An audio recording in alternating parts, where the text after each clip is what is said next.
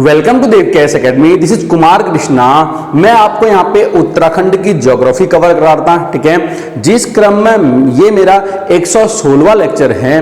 Last class में मैंने आपको उत्तराखंड की प्रमुख जल विद्युत परियोजनाएं मैंने आपको यहाँ पे पढ़ाई थी, ठीक है। जितनी भी जल विद्युत परियोजनाएं थी वो सारी मैंने आपको एक ही नक्शे में बताई थी, जहां मैंने आपको बताया था कि नदियों के पानी को अगर रोक दिया जाए, नदियों के पानी को अगर रोक दिया जाए, ठीक है, तो उससे जो पीछे जो बांध का निर्माण होता है, उन बांधों में ही प्रोजेक्ट चलाए जाते हैं और उन्हीं में ही बनती है जल विद्युत प्रोजेक्ट, ठीक है। तो नदियों के पानी को मैंने किस तरह से मैंने रोका था, ठीक है, एक ही नक्शे के अंदर से वो सारा आपने विधिवत तरीके से पढ़ा था, ठीक है। तो पहले अगर आपने वो लेक्चर नहीं देखा हो तो आई बटन पे जाके पहले उस लेक्चर को जरूर देख लें, उसके बाद जाकर के आज इस लेक्चर पर आए, ठीक है। चलिए, तो इस क्रम में आज मुझे पढ़ना है नया टॉपिक, ठीक है, जहां मैं पढ़ूंगा उत्तराखंड की जलवायु, ठीक है। मुझे पढ़ना है इसमें यहाँ पे उत्तराखंड की जलवायु मुझे पढ़नी है, ठीक। चलिए, अब जब बात आती है उत्तराखंड की जलवायु की, तो सबसे पहले एक बात यह आती है कि जो जलवायु है ये किस बला का नाम है भैया? कौन सी बला का नाम है जलवायु की? जलवायु होती क्या है, ठीक है। मतलब ये जलवायु नाम की जो बला है ये क्या है, एक बात क्या आती है, ठीक है। जो जलवायु नाम की जो बला है ये क्या है, ठीक है। चलिए, तो जरा बताना चाहूंगा, अगर मैं बात करूं जलवायु की तो इसमें 3 शब्द आते हैं। जरा सा मैं आपको यहां पे थोड़ा सा इसको एलेबरेट करके दिखा देता हूं, ठीक है। इस क्रम में 3 शब्द आते हैं, ठीक है। चलिए, पहला शब्द एक होता है जिसे हम बोलते हैं वायुमंडल। क्या बोलते हैं यहाँ पे? वायुमंडल एक शब्द होता है मेरा, क्लियर हो गया, ठीक है। दूसरा शब्द होता है मौसम, दूसरा शब्द होता है मेरा यहाँ पे मौसम, ठीक है। और तीसरा शब्द होता है जलवायु, ठीक है। तीसरा शब्द जो होता है मेरा वो होता है जलवायु। जरा बात करता हूं क्या होती है आखिरी चीजें, ध्यान रखना। वायुमंडल क्या है? अगर मैं बात करूं वायुमंडल क्या है, तो भैया वायुमंडल क्या है? बहुत सिंपल और आसान सी बात है, ध्यान रखना। गैसों के मिश्रण को, ठीक है, पृथ्वी सतह से ऊपर, पृथ्वी सतह से ऊपर क्षोभ मंडल तक, ध्यान रखना, पृथ्वी सतह से ऊपर गैसों के मिश्रण को वायुमंडल कहा जाता है, ठीक है। तो मैंने क्या बोल दिया यहां पे? गैसों के, ध्यान रखना, मैंने बोला पे क्या? गैसों के मिश्रण को, ठीक है। गैसों का जो मिश्रण होता है उसे हम बोलते हैं वायुमंडल, ठीक है। गैसों के मिश्रण में बहुत सारी गैसें होती है, नाइट्रोजन, ऑक्सीजन, वट कार्बन, जितनी भी ऑर्गन, जितनी भी है सारी गैसें, जब गैसों का मिश्रण जो होता है उसे हम बोलते हैं वायुमंडल। क्लियर हो गया? अब ध्यान रखना, होता क्या है जब ये जो गैसों का मिश्रण है, यानी कि जो वायुमंडल है, इस वायुमंडल में जब हो जाता है कुछ समय के लिए परिवर्तन, मतलब वायुमंडल में कुछ समय के लिए जब परिवर्तन हो जाता है, ठीक हो गया। जरा देखता हूं मैं, ठीक है। वायुमंडल में कुछ समय के लिए परिवर्तन बोलते क्या? अल्पकालिक परिवर्तन, ठीक है। कुछ समय के लिए परिवर्तन बोलते क्या? अल्पकालिक परिवर्तन। तो ध्यान रखना, वायुमंडल में जब अल्पकालिक परिवर्तन हो जाता है उसे हम बोलते हैं मौसम, ठीक है। उसे हम क्या बोलते हैं? उसे हम बोलते हैं मौसम। तो मैंने मौसम क्या बोला यहाँ पे, यानी क्या हुआ ये वायुमंडल में, जरा बताता हूं यहाँ पे, वायुमंडल में अल्पकालिक वायुमंडल में अल्पकालिक जो मेरा परिवर्तन होता है, परिवर्तन, उसे मैं बोलता हूं मौसम, ठीक हो गया। अब ध्यान रखना, तो वायुमंडल में अल्पकालिक परिवर्तन मतलब किसमें परिवर्तन? गैसों के मिश्रण में परिवर्तन जब हो जाता है, ठीक हो गया, उसे हम बोलते हैं क्या? पे मौसम। और ध्यान रखना, जब मौसम में दीर्घकालीन परिवर्तन हो जाता है, लॉन्ग पीरियड के लिए, ठीक है, जब मौसम में दीर्घकालिक परिवर्तन हो जाता है उसे हम बोलते हैं जलवायु। क्लियर हो गया? मौसम बदल गया, बहुत लंबे समय के लिए मौसम बदल गया, ठीक है। अभी सर्दी थी भैया, अब क्या आ गई यहाँ पे, ठीक है। अभी जाड़े का टाइम आ रहा था, अब गर्मी आ गई, 6 महीने के लिए आ गई, ठीक है। तो उसे बोलते हैं जलवायु। जलवायु चेंज हो गई है, क्लियर हो गया? अभी सारा समझाना, टेंशन लेने का नहीं, ठीक है। तो मैंने क्या बोला यहाँ पे, मौसम में मौसम में, ठीक है, दीर्घकालीन, ठीक है, मौसम में दीर्घकालीन परिवर्तन, मौसम में दीर्घकालीन जो परिवर्तन होता है उसे हम बोलते हैं क्या? जलवायु। ये मैंने आपको यहां पे समझा दिया है, कोई टेंशन वाली बात नहीं होनी चाहिए। क्लियर है? तो ध्यान रखना, मुझे क्या पढ़ना है? मुझे पढ़ना उत्तराखंड की जलवायु, यानी कि मुझे पढ़ना है मौसम में दीर्घकालिक परिवर्तन। मुझे क्या पढ़ना है? उत्तराखंड की जलवायु पढ़ना है। मतलब क्या पढ़ना है? मौसम में दीर्घकालिक परिवर्तन। क्लियर हो गया? अब ध्यान रखना, जब बात आती है मौसम में दीर्घकालिक परिवर्तन की या उत्तराखंड की जलवायु की, तो जरा सा मुझे जानना होगा नेचर भारत की जलवायु का। ठीक है, अगर हम भारत की जलवायु नहीं समझेंगे, अगर मुझे वो पता नहीं होगी, तो उत्तराखंड की जलवायु मैं रट सकता हूं लेकिन मैं समझ नहीं सकता। ठीक है, तो इसलिए मुझे थोड़ा सा उत्तराखंड की जलवायु को समझने के लिए मुझे बैकग्राउंड में जाना होगा, बैकग्राउंड में समझना होगा भारत की जलवायु को। ठीक हो गया? तो जरा सा मैं यहां पे लेक्चर को बढ़ाता हूं और मैं जरा सा इसके बैकग्राउंड में जाकर के देखता हूं। ठीक है, चलिए थोड़ा सा मैं यहां पे इसके बैकग्राउंड में जाकर के चीजों को समझने का प्रयास करता हूं। क्लियर हो गया? अब मेरी बात सुनो, तो मैं क्या बोल रहा हूं, मुझे समझने के यहां पे उत्तराखंड की जलवायु, इसके लिए मुझे जाना पड़ेगा कहां? थोड़ा सा बैक में जाना पड़ेगा, या तो हम बोल सकते हैं यहां पे क्या, इंडियन ज्योग्राफी के अंदर। जरा समझ के चलता हूं कैसे। क्लियर? ठीक है, इसमें मुझे जरा देखना पड़ेगा भारत की जलवायु को, भारत की जलवायु को मुझे जरा सा यहां पे देखना पड़ेगा, तभी जाकर के मैं इस टॉपिक को समझ पाऊंगा। अब ध्यान रखना, जब देखूंगा भारत की जलवायु को, तो भारत की जलवायु को देखने के लिए जरा सा मुझे और बैक में जाना पड़ेगा। भारत की जलवायु को देखने के लिए जरा सा मुझे और बैक में जाना पड़ेगा। कहां जाना पड़ेगा? मुझे जाना पड़ेगा विश्व की जलवायु में। ठीक है, मुझे जाना पड़ेगा विश्व की जलवायु में। अब ध्यान रखना, मैं, ठीक है, ज्योग्राफी के पॉइंट ऑफ व्यू से इस टॉपिक को नहीं पढ़ा रहा हूं। ध्यान रखना, वहां पे इस टॉपिक को मैं 15 दिन पढ़ाता हूं। ठीक है, ज्योग्राफी को जो जलवायु टॉपिक है इसमें 15 दिन पढ़ाता हूं, लेकिन अभी मैं उत्तराखंड की जलवायु को कॉन्सेप्ट में बात कर रहा हूं, तो एक ओवरव्यू बता के चलता हूं जिससे मुझे ये सारी बातें समझ में आ जाएं। ठीक हो गया? अब ध्यान रखना, तो भारत की जलवायु को समझने के लिए विश्व की जलवायु पर चलता हूं, तो जरा देखता हूं, जैसे ये मैंने बनाया, चलिए ठीक है, ये मेरी है पृथ्वी, मैंने बनाया पृथ्वी। ठीक हो गया? पृथ्वी के बीच से ये गई मेरी भूमध्य रेखा, जिसे मैं यहां पे 0 डिग्री बोलता हूं। ठीक हो गया? 0 डिग्री अक्षांश रेखा। क्लियर? अब ध्यान रखना, इस 0 डिग्री अक्षांश रेखा जिसे हम भूमध्य रेखा ही बोलते हैं, इक्वेटर भी बोलते हैं, विषुवत रेखा भी बोलते हैं, आप यहां पे लिख लेना, कोई दिक्कत नहीं है। ठीक है, इससे ऊपर एक रेखा होती है 23.5 डिग्री पे। कितने डिग्री पे होती है एक रेखा होती है 23.5 डिग्री पे। ठीक हो गया? 23.5 डिग्री पे एक रेखा होती है, जिसे हम बोलते हैं ट्रॉपिक ऑफ कैंसर या फिर कर्क रेखा। क्या बोलते हैं इसको हम यहाँ पे? इसे हम बोलते हैं कर्क रेखा। ठीक हो गया? ये कौन सी मेरे यहाँ पे? इक्वेटर यानी कि भूमध्य रेखा। ठीक है, 23.5 डिग्री उत्तर में होती है कर्क रेखा, और 23.5 डिग्री दक्षिण में एक रेखा होती है जिसे हम बोलते हैं मकर रेखा। ठीक हो गया? 23.5 डिग्री दक्षिण में जो रेखा होती है इसे हम बोलते हैं मकर रेखा। ये ध्यान रखना आप। क्लियर हो गया?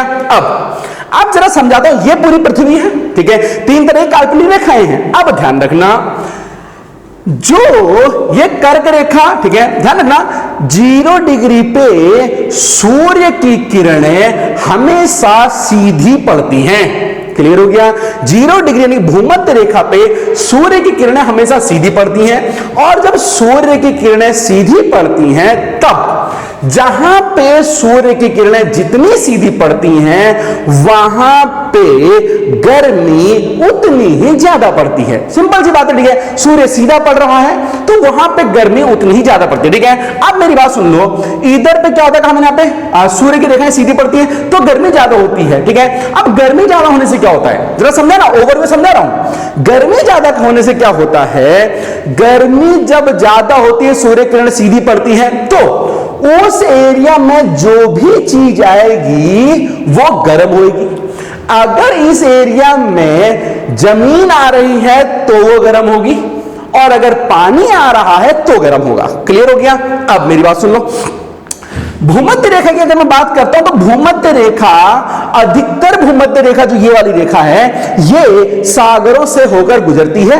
प्रशांत महासागर, अटलांटिक महासागर, ठीक है, और इधर से हमारा ये रेखा ज्यादातर गुजरती है। इसका मतलब ये वाला जो भाग है वो अधिकतर भाग जली है, ठीक, ये हम जानते हैं। अब ध्यान रखना, अब जब सूर्य किरण इधर सीधी पड़ेगी तो क्या होगा भैया, इधर पे पानी ज्यादा है तो पानी गर्म होगा। पानी जब गर्म होगा तो पानी गर्म होगा तो क्या बनेगी भैया, वाष्प बनेगी। वाष्प बनेगी, वाष्प ऊपर उठ करके कंडक्ट होगी, संघनित होगी, और ऊपर संघनित होकर के बनेगा बादल, और बनेगा बादल तो होगी बारिश। बहुत सिंपल, क्लियर हो गया? तो इसका मतलब मुझे एक बात ये समझ में आ गई है, जहां गर्म होगा वहां वाष्पोत्सर्जन ज्यादा होगा, जहां वाष्पोत्सर्जन ज्यादा होगा वहां पे, ठीक है, जहां वाष्पोत्सर्जन ज्यादा होगा वहां पे कंडक्शन ज्यादा होगा, और जहां कंडक्शन ज्यादा होगा वहां पे बादल ज्यादा बनेगा, बारिश ज्यादा होगी। क्लियर हो गया? और अब ध्यान रखना, इसका मतलब सिंपल, फिर से पहले लाइन पे जाता हूं, ये एरिया कैसा है, गर्म, सूर्य किरण सीधे पड़ रही है, एरिया गर्म है। इस गर्म एरिया को हम बोलते हैं उष्ण कटिबंधीय जोन। क्या बोलते हैं इसको हम? उष्ण कटिबंधीय एरिया, यानी कि ट्रॉपिकल जोन अंग्रेजी में इसे बुलाता है। ठीक हो गया? तो इसे हम बोलते हैं कि यहां पे इस वाले एरिया को, इसे हम बोलते हैं उष्ण कटिबंधीय, ठीक है, उष्ण कटिबंधीय क्षेत्र इसे बुलाता है ट्रॉपिकल जोन। अब ध्यान रखना, 23.5 डिग्री के ऊपर एक और लाइन है, ठीक है, जो लाइन आती है 66.5 डिग्री पे। कितने डिग्री पे आती है? यहां पे 66.5 डिग्री पे ये लाइन आती है, इसे हम बोलते हैं 66.5 डिग्री अक्षांश रेखा। क्लियर हो गया? इसे हम बोलते हैं क्या? 66.5 डिग्री अक्षांश रेखा उत्तर में भी होती है, और 66.5 डिग्री अक्षांश रेखा दक्षिण में भी होती है। क्लियर हो गया? ये अक्षांश रेखाएं कैसे खींची जाती हैं, ये मैंने आपको पहले विधिवत सारा बता रखा है। अक्षांश रेखाएं कैसे खींची जाती हैं, ठीक है, ध्यान रखना, काल्पनिक रेखाएं होती हैं। अगर मैं आपको एक लाइन के अंदर बता दूं तो सिंपल ध्यान रखना, ये पृथ्वी का सेंटर है, ठीक है, पृथ्वी के केंद्र से पृथ्वी की परिधि, पृथ्वी के केंद्र से पृथ्वी की परिधि, अगर मैं यहां से भूमध्य रेखा खींच दूं, पृथ्वी के केंद्र से पृथ्वी की परिधि पर, ठीक है, इस परिधि पर किसी भी बिंदु पर पृथ्वी के केंद्र से पृथ्वी की परिधि पर किसी भी बिंदु से खींची गई कोणीय दूरी, किसी भी बिंदु से खींची गई कोणीय दूरी, अगर मैंने यहां से, अगर मैंने इस कोणीय दूरी को नापा है तो मैंने सपोज किया ये 10 डिग्री हो गया, ठीक है भैया, मैंने यहां पे चादर रखा और चादर रख के 10 डिग्री हो गया, ठीक है, तो मैं क्या करूंगा, ये 10 डिग्री कोणीय दूरी है, इस रेखा को मैं क्या करूंगा, यहां मिला दूंगा और मैं इसे मिटा दूंगा। क्लियर हो गया? इसे मैं मिटा दूंगा, तो ये जो रेखा होगी मेरी, ये होगी मेरी 10 डिग्री अक्षांश रेखा। क्लियर हो गया? क्या होगी मेरी ये 10 डिग्री अक्षांश रेखा। ठीक है, चलिए अब जरा समय यहां पे, ये मैंने यहां पे बता दिया, थोड़ा सा बीच में आ गया, ठीक है, ध्यान रखना, समझा करके चल देता हूं, ठीक है। तो ये कैसे यहाँ पे उष्ण कटिबंधीय, उष्ण बोले तो क्या होता है भैया, उष्ण का मतलब होता है गर्म, इसका मतलब ये एरिया कैसा है, गर्म है। अब ध्यान रखना, 23.5 से 66.5 के बीच में जो रेखा होती है इसे बोलते हैं हम क्या, ये वाला जो एरिया, अब मेरी बात सुनो, ये गर्म है तो जब ऊपर को जाऊंगा तो थोड़ा ठंडा होएगा, क्योंकि जब सूर्य किरण यहां सीधी पड़ रही है तो जाहिर सी बात यहां तिरछी पड़ेंगी, जब यहां सीधी पड़ रही तो यहां तिरछी पड़ेंगी, तो यहां थोड़ा ठंडा होगा, लेकिन क्या एकदम ठंडा हो जाएगा, नहीं, ठीक है, एकदम ठंडा नहीं होगा, कैसा होगा, थोड़ा ठंडा होगा। तो उष्ण के ऊपर का जो एरिया होता है, उष्ण मतलब गर्म, इसे बोलते हैं भैया क्या, शीतोष्ण, इसे क्या बोलते हैं यहाँ पे, शीतोष्ण या टेम्परेट जोन। क्लियर हो गया? ठीक है, शीतोष्ण का मतलब क्या होता है, शीतोष्ण में दो शब्द हैं, एक शब्द इसमें शीत, दूसरा इसमें उष्ण, तो शीत प्लस उष्ण यानी कि ठंडा और गर्म, यानी कि जहां बहुत ज्यादा ना ठंडा होता है ना बहुत ज्यादा गर्म होता है, उसे बोलते हैं शीतोष्ण। ठीक हो गया? इससे और ऊपर चले गया मैं, तो इसे बोलते हैं शीत,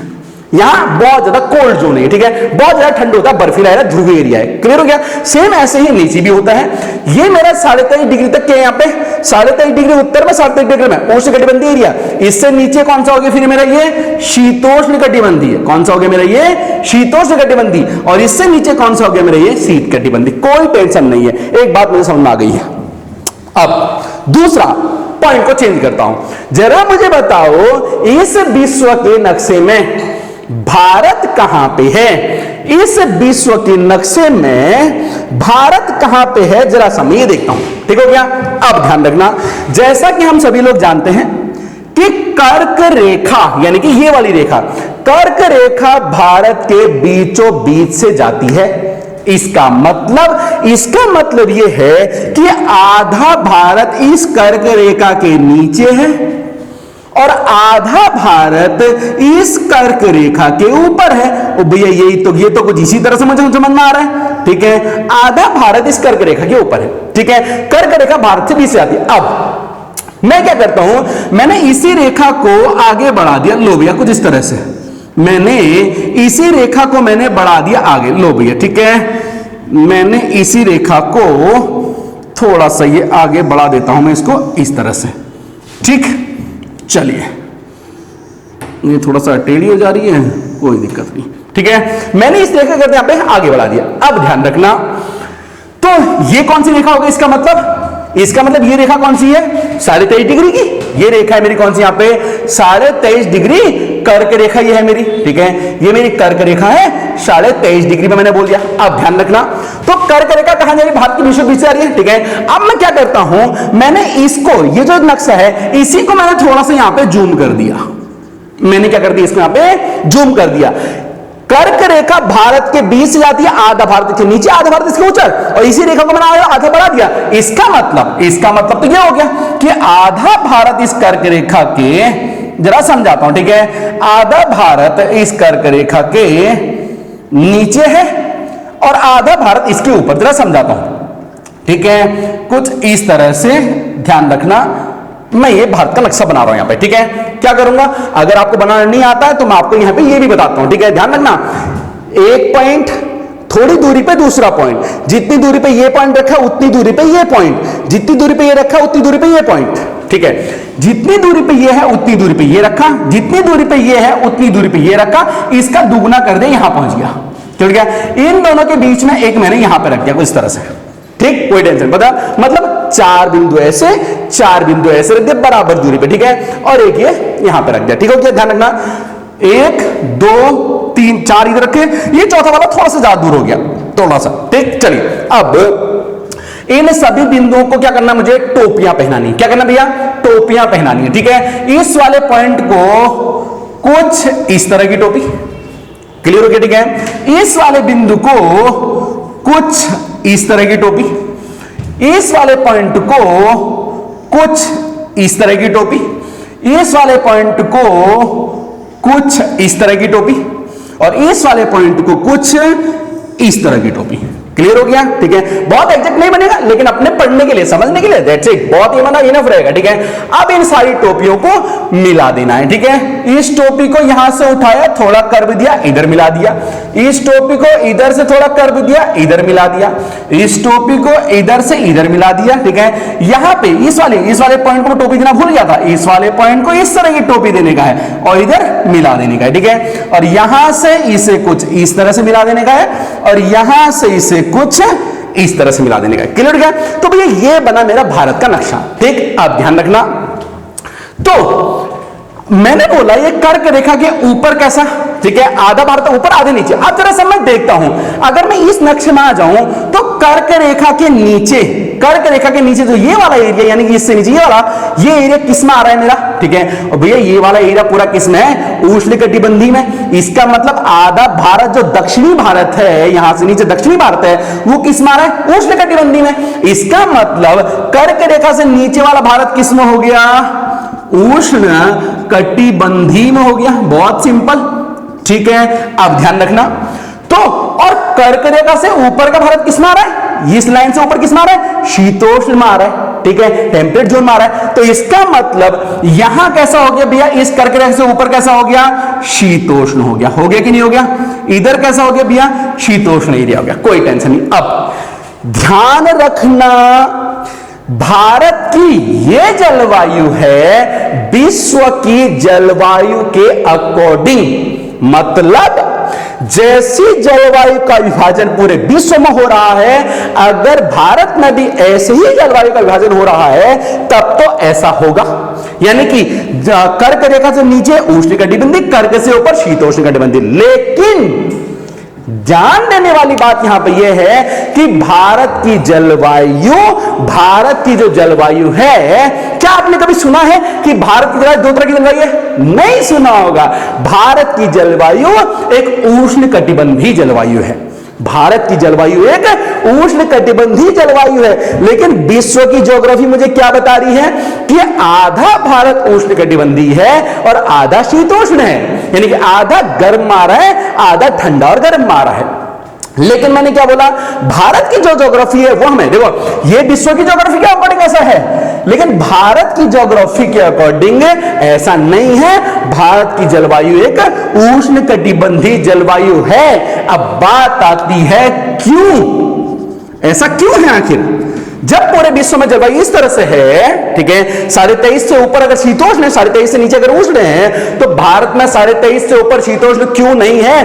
भारत में उष्णकटिबंधीय जलवायु ही क्यों है? इसका मतलब ये तो मैंने लिखा विश्व की ज्योग्राफी के हिसाब से, हटा देता हूं। मैं क्या कह रहा हूं, भारत की जलवायु कैसी है? उष्णकटिबंधीय, उष्णकटिबंधीय ही जलवायु है, शीतोष्ण जलवायु नहीं है। बात आती है क्यों नहीं है? इसके पीछे के हैं दो कारण, इसके पीछे हैं दो कारण, इसके पीछे हैं कितने कारण यहां पे?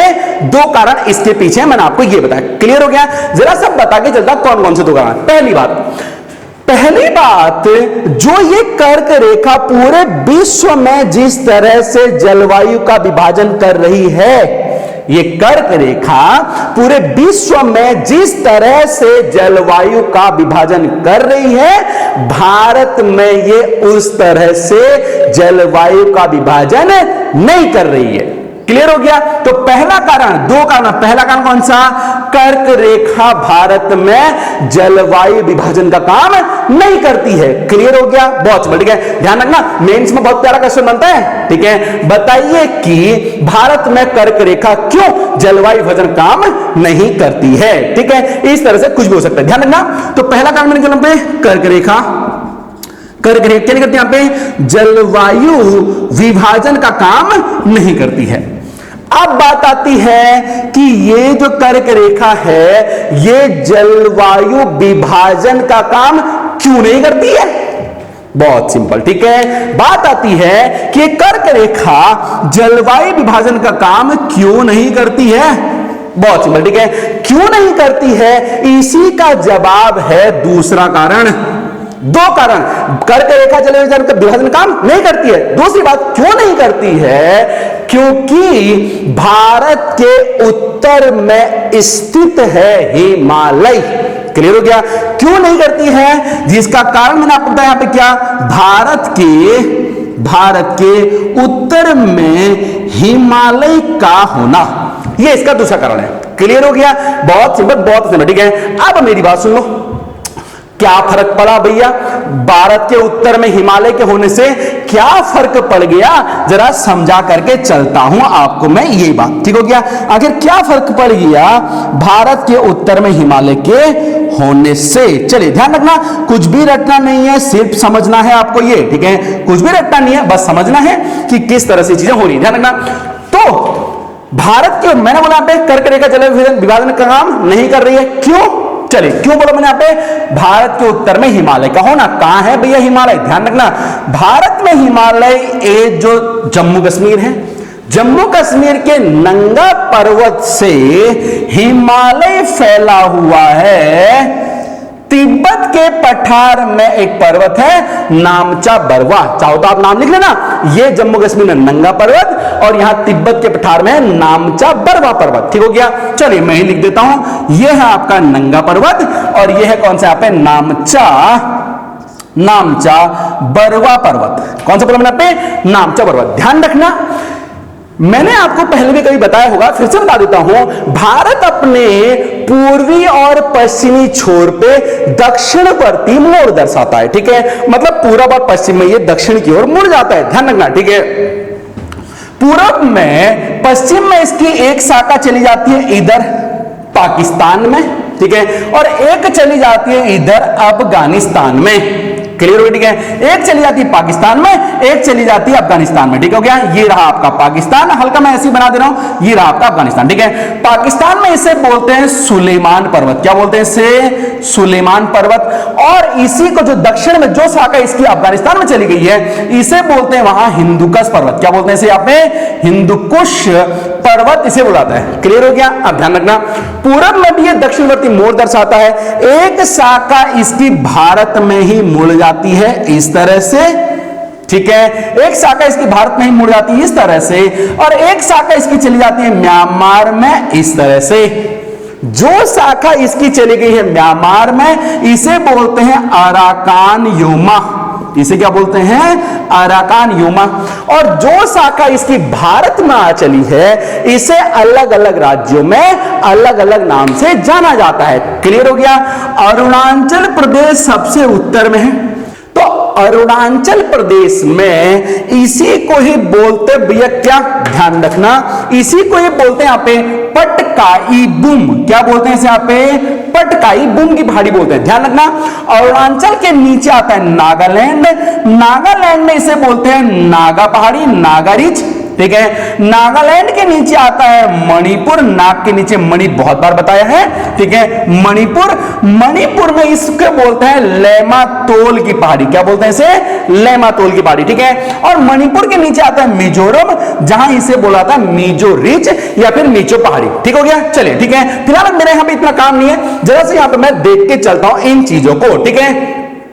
अब मेरी बात सुन लो, होता क्या है, मैं क्या बोल रहा हूं कि आखिर क्यों विश्व ज्योग्राफी जो मैं बता रही, इधर शीतोष्ण है 23.5 डिग्री से ऊपर, भारत में ऐसा क्यों नहीं है? मैंने इसका कारण बताया यहां पे, क्या कि भारत के उत्तर में हिमालय पर्वत का स्थित होना। क्या होता है हिमालय पर्वत के स्थित होने से, क्या फर्क पड़ता है? ध्यान रखना। अब मेरी बात सुन लो, जरा से मैं आता हूं इधर, ये रहा भारत, और भारत आ रहा है किसमें? शीतोष्ण विश्व ज्योग्राफी के हिसाब से। और अगर मैं इससे ऊपर चले जाऊं तो भैया ये एरिया कौन सा आ गया? शीत कटिबंधी का एरिया।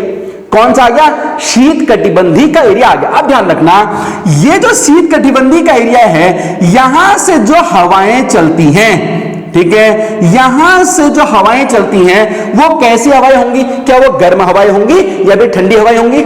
जब ठंडे एरिया से आ रही हैं, और भैया एसी से, ठंडे एसी से हवा आएगी तो ठंडी हवा होगी, ठीक है। तो ठंडे एसी से हवा आ रही है तो ज्यादा ठंडी हवा होगी, ठीक है। तो शीत कटिबंधी वाले एरिया से आने वाली जो ये ठंडी बर्फीली हवाएं होती हैं, यानी कि इधर से आने वाली जो ये ठंडी बर्फीली हवाएं होती हैं, अगर ये ठंडी बर्फीली हवाएं भारत में एंटर कर जाती तो भारत का मौसम कैसा हो जाता भैया? गर्म हो जाता, नहीं सॉरी ठंडा हो जाता, ठीक है। लेकिन हिमालय पर्वत के स्थित होने की वजह से ये जो हवाएं हैं भारत में इंटर नहीं हो पाती हैं, जिस वजह से भारत का औसतन तापमान हमेशा उच्च रहता है, ठीक है। किसके परिप्रेक्ष्य में? ध्यान रखना, इसके मतलब भारत के, ठीक है, मतलब इसके पैरेलल यहां पे जितने भी देश हैं, जितना ठंडा यहां होता है उतना भारत में नहीं होता है। मैं ये नहीं बोल रहा हूं कि यहां पर ठंडा बिल्कुल नहीं होता है, मैं बात कर रहा हूं इसके कंपैरिजन में, मतलब भारत के बगल में जो और देश हैं इधर को, ठीक है, उनसे भारत में ज्यादा गर्म होता है, ठीक है, बिकॉज ऑफ हिमालय। क्लियर हो गया? एक कारण है। दूसरा समझाता हूं जरा सा, दूसरा ध्यान रखना। अब गर्मी पड़ने का एक और रीजन क्या होता है, मतलब यहां पे शीतोष्ण नहीं होने का एक और रीजन क्या होता है, ध्यान रखना। भारत में जो वर्षा होती है वो होती है भैया मानसून से, ठीक है। भारत में सबसे जो वर्षा होती है वो होती है यहाँ पे दो तरह की मानसून से। एक होता है दक्षिण पूर्व से इधर को चलने वाला मानसून, ठीक हो गया, जिसे हम बोलते हैं दक्षिण पूर्वी मानसून। क्या बोलते हैं इसे यहाँ पे? दक्षिण पूर्वी मानसून। भारत में इधर होता है आपका क्या? अरब सागर। इधर के यहाँ पे अरब सागर, इधर पे क्या होता है? बे ऑफ बंगाल, बंगाल की खाड़ी, ठीक है। भारत में मानसून दो सागरों से चलता है, एक अरब सागर से, एक बंगाल खाड़ी। ध्यान रखना, भारत में 80% जो बारिश होती है वो अरब सागर से ही होती है, ठीक है। अब होता क्या, क्यों होती है भैया बारिश? बारिश भारत में अरब सागर क्यों होती है, ध्यान रखना। जब क्या होता है, यहां से ये मानसून भारत में इंटर करता है, तो ये जो मानसून है ये एक चक्रव्यूह के अंदर घुस रहा है। कैसे? भारत के उत्तर में हिमालय, ठीक है, पश्चिम में सुलेमान और यहीं पे अरावली भी है, आप जानते हो राजस्थान में, ठीक हो गया, यहीं पे अरावली है। और इधर पे अगर मैं देखूं तो यहां पे है पश्चिमी घाट पर्वत, और यहां पे चला गया क्या, ये अराकान यूमा, जो आगे जाकर के बंगाल की खाड़ी में हमें अंडमान निकोबार के रूप में दिखता है, बहुत बार पढ़ाया होगा, क्लियर है। तो ये मानसून है भारत के अंदर एक चक्रव्यूह में ये जाता है, ठीक है, चक्रव्यूह में घुस रहा है और यहां से बाहर ये नहीं निकल पाता। आप ध्यान रखना, जब ये मानसून बाहर नहीं निकल पाएगा, आप कुछ बोलेंगे सर ये मानसून किस बला का नाम है, ठीक है, प्रॉब्लम ये है, देखो ये ज्योग्राफी क्लास नहीं है, ये उत्तराखंड की जलवायु समझा रहा हूं, ठीक है। फिर बताता, ध्यान रखना, समुद्रों से स्थल की ओर चलने वाली जलवाष्प युक्त हवाएं जो होती हैं उन्हें हम मानसून कहते हैं, क्लियर हो गया। समुद्र से स्थल की ओर चलने वाली जलवाष्प युक्त हवाएं, इन हवाओं में जलवाष्प होता है, ठीक है, मतलब जल के बूंदें, यानी कि वेट हवाएं होती हैं, आर्द्र हवाएं होती हैं, नमी युक्त हवाएं होती है, तो इसी को हम बोलते हैं मानसून। तो ये जब मानसून इधर जाता है तो जाहिर सी बात है, मैंने जब बोला यहाँ पे कैसा, यहाँ पे ये एरिया अपेक्षाकृत गर्म है, और मैंने आपको भी समझाया जब अपेक्षाकृत एरिया गर्म होगा तो वहां पे क्या होगा, गर्मी ज्यादा पड़ेगी, और गर्मी ज्यादा पड़ेगी तो वाष्पोत्सर्जन ज्यादा होगा, और वाष्पोत्सर्जन ज्यादा होगा, वाष्प ज्यादा बनेंगे, ऊपर यहाँ पे कंडक्शन होगा और बारिश और क्या वर्षा होगी, ठीक है, मतलब बादल बनेगा और बारिश होगी, क्लियर हो गया। और जाहिर सी बात है जहां पे ज्यादा बारिश होती है, ठीक है, इसका मतलब क्या हो गया, जहां पे ज्यादा बारिश हो, ज्यादा बारिश कहां पे होगी, जहां ज्यादा गर्म होगा, ज्यादा बारिश कहां पे होगी, जहां ज्यादा गर्म होगा, ठीक है। तो सिंपल सी बात है, इधर एरिया में ज्यादा, जब मेरा सुनो, जहां बारिश वहां ज्यादा हो रही है जहां ज्यादा गर्म है, इसका मतलब यह भी हो गया जहां ज्यादा गर्म है वहां ज्यादा बारिश होगी, इसका मतलब ये भी हो गया, ठीक है। अरे दोनों बातें एक दूसरे के रेसिप्रोकल है ना, ठीक है। जहां ज्यादा गर्म है वहां ज्यादा बारिश होगी, इसका मतलब ये भी है कि जहां ज्यादा बारिश हो रही है वहां ज्यादा गर्मी है, ये मतलब भी है इसका, बहुत सिंपल, ठीक है। तो मैंने आपको समझाया कि बाहर यहां पे कैसा है, भारत की जलवायु कैसी हो गई, यहाँ पे उष्ण कटिबंधीय जलवायु हो गई। मैंने आपको एक बात ये समझा दी, परफेक्ट, आपको ये बात समझना आ गई। चलिए अब मैं थोड़ा सा बढ़ता हूं अपने उत्तराखंड की जलवायु की तरफ, ध्यान रखना। अब मैं चला गया भारत के अंदर, मैं कहां चला गया, भारत के अंदर। अब ध्यान रखना, जरा मुझे ये बताओ इसमें उत्तराखंड कहां पे है, ठीक है। मैंने पहले विश्व से निकाला भारत, अब भारत से निकालता हूं उत्तराखंड, बहुत सिंपल, ठीक है, और मेरा ये सारा मामला सेट हो जाएगा, ठीक है। इसमें उत्तराखंड कहां पे है, भारत में तो उत्तराखंड रहा ये वाला एरिया, और भैया यही है उत्तराखंड, ठीक है, भारत में उत्तराखंड ये रहा आपका, क्लियर हो गया। अब मेरी बात सुन लो, अब मैं आपको एक बात बता देता हूं, जब मैं पढ़ता हूं विश्व की ज्योग्राफी के हिसाब से, तब तो भारत की जलवायु उष्णकटिबंधीय जलवायु है, क्लियर हो गया। यानी कि अगर अमेरिका में कोई आदमी किससे पूछेगा बताओ भैया भारत की जलवायु कैसी है, वो आदमी बताएगा कि भारत की जलवायु जो है उष्णकटिबंधीय जलवायु है, ट्रॉपिकल यहां पे क्या है, जलवायु है, ठीक है। लेकिन भारत में बैठा इंसान अगर दूसरे से पूछेगा भारत की जलवायु कैसी है, ठीक है। अब मेरी बात सुन लो, देखो विश्व के हिसाब से तो ठीक है एक नजर से, लेकिन अब एक बात तो सिंपल है, यहां दक्षिण वाला एरिया हमारा ज्यादा गर्म होता है, उत्तर वाला एरिया थोड़ा ठंडा होता है। तो अगर मैं विश्व की जलवायु को भूल जाऊं, मैं सिर्फ भारत की जलवायु में आ जाऊं, यहां पे आ जाऊं, तो इस दृष्टिकोण से भारत की जलवायु को डिवाइड किया गया है, क्लियर हो गया। भारत की जलवायु को डिवाइड किया जा सकता है, तो क्योंकि इससे नीचे गर्म है, इससे ऊपर ठंडा है, ठीक है। तो भारत के कॉन्सेप्ट से इधर उष्णकटिबंधीय जलवायु और ऊपर को कैसी होगी, शीतोष्ण कटिबंधीय जलवायु, ठीक हो गया। अब मेरी बात सुन लो, देखो हर जगह पे अगर देखो मुझे ये तो मैं पूरे भारत कर रहा हूं, अगर मैं यहां पे एक अंगीठी जला दूं, यहां पे मैं एक अंगीठी जला दूं और एक आदमी को इस अंगीठी के मैं पास में बैठा दूं, एक आदमी को इस अंगीठी को थोड़ा दूर बैठा दूं, ठीक है, तो इस अंगीठी के जो पास में बैठा है यहां तक उष्णकटिबंधीय, यहां से आगे शीतोष्णकटिबंधीय, ठीक हो गया।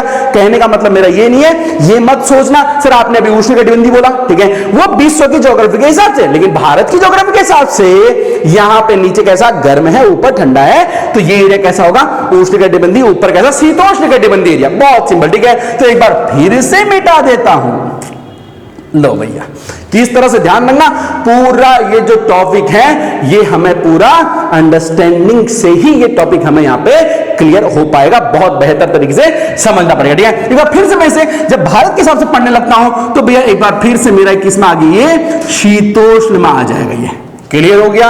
आप मेरी बात सुन लो, शीतोष्ण में मेरा ये एरिया आ गया, यानी कि अब मैं इसको छोड़ता हूं, मैं इधर आता हूं, यानी कि अब मैं आता हूं अपने उत्तराखंड पे। जरा मुझे ये बताओ, उत्तराखंड ओवरऑल किस जोन में आ रहा है?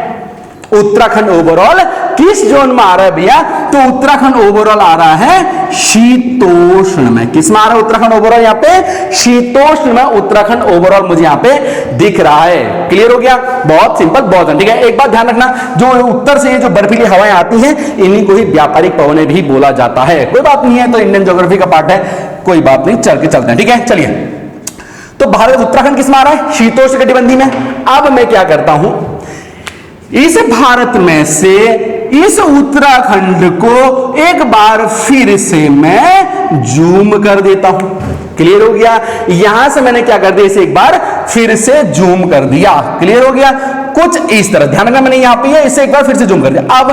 अब जूम करने का मतलब मुझे बड़ा बनाना होगा, और वो बड़ा तो यहां पे आ नहीं पाएगा, इसलिए मैं एक अलग नक्शा बनाता हूं। क्लियर हो गया? ठीक है, मतलब अगर तुम्हारे उसमें जगह कॉप में, तो पहले ये, फिर ये, इसी को जूम करके इसके आगे यहीं पे आप उत्तराखंड कुछ इस तरह से आप यहां पे ये बनाओगे। ठीक है, उत्तराखंड आप कुछ इस तरह बनाओगे। ठीक है, लेकिन मेरे यहां पे जगह कम है, इसलिए मैं अगला नक्शा बना के चल देता हूं। क्लियर हो गया? ठीक है, चलिए अब मैं जरा सा यहां से इसे जूम कर देता हूं। कुछ इस तरह से मैंने ये चीजें आपको समझा दी हैं। क्लियर हो गया? ठीक है, अब यहीं पे जरा सा एक बात मैं आपको और समझाता हूं ताकि हमें बेहतर तरीके से समझ में आ पाए। ठीक है, देखो, भारत जो शुरू होता है, भारत 8 डिग्री से शुरू होता है और भारत 37 डिग्री तक चलता है। कितने डिग्री तक चलता है भारत? यहाँ पे 37 डिग्री तक चलता है। क्लियर हो गया?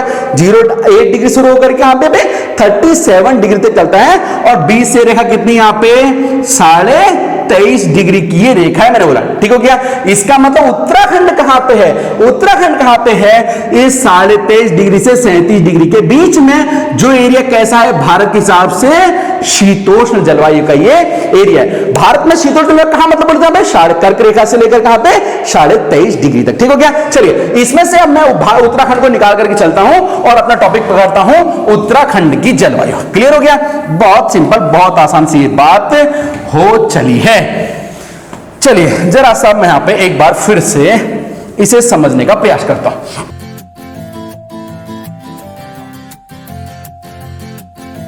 तो अब निकाल के चलते हैं, निकाल दिया मैंने भारत में से उत्तराखंड को मैंने निकाल दिया। ठीक है, मैंने बताया भारत किस में आ रहा है? भारत की ज्योग्राफी के अकॉर्डिंग शीतोष्ण कटिबंधी में। ठीक हो गया? मतलब भारत किस में आ रहा है? उष्ण कटिबंधी में, और भारत का जो उत्तरी एरिया वो किस में आ रहा है? यहाँ पे शीतोष्ण कटिबंधी में, यानी कि 23.5 से 37 डिग्री तक का जो एरिया वो किस में आ रहा है? यहाँ पे किस में आ रहा है? शीतोष्ण कटिबंधी में वो एरिया आ रहा है। अब ध्यान रखना, एक बात मोटा मोटा बताता हूं। ठीक है, जो उत्तराखंड का जो अक्षांशी विस्तार है, देखो ये चीजें समझनी जरूरी है। उत्तराखंड का जो अक्षांशी विस्तार है, ठीक है, उत्तराखंड शुरू होता है 28 डिग्री से। कितना डिग्री? यहाँ पे 28.43 होता है एग्जैक्ट, वैसे ये। ठीक है, 28 डिग्री से, और ये चलता है आपका 31.27 डिग्री, इतना, यानी कि 28 से लेकर के 31 डिग्री तक, यानी कि उत्तराखंड का जो विस्तार हो कितना है? यहाँ पे लगभग 3 डिग्री इसका अक्षांशी विस्तार है। ठीक है, लगभग 3 डिग्री अक्षांशी विस्तार में उत्तराखंड फैला हुआ है। अब मेरी बात सुन लो, अब मेरी बात सुनो, जब मैं बोल रहा था 23.5 से लेकर के 37 तक भारत में, यानी कि कर्क रेखा से लेकर के भारत के ऊपर जम्मू कश्मीर किस में आ रहा? पूरा शीतोष्ण में आ रहा था। जब यहां से यहां तक शीतोष्ण में है, तो ये भी किस में होगा? शीतोष्ण में ही होगा। ठीक है, अब मेरी बात सुनो, अगर मैं भारत की ज्योग्राफी के अकॉर्डिंग बोल दूंगा तो ये शीतोष्ण में आएगा, लेकिन अब मैं भारत की ज्योग्राफी भूल जाता हूं, अब मैं आ जाता हूं उत्तराखंड की ज्योग्राफी।